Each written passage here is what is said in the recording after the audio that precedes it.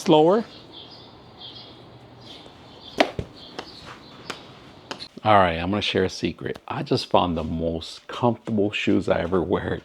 Now, I'm gonna show you my before and afters. These were my before, all right? They've been through some tough times. They're very comfortable, but honestly, they're hard to get into. So let me show you what I am talking about.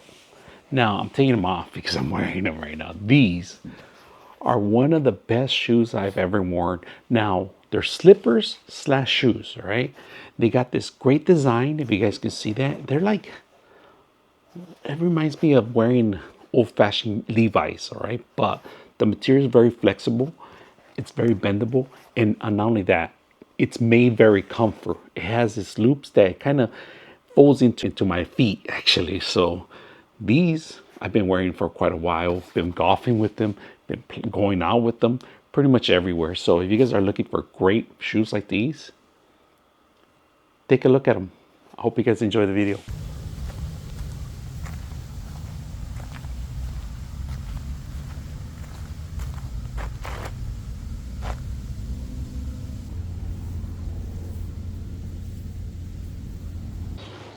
Let's try again.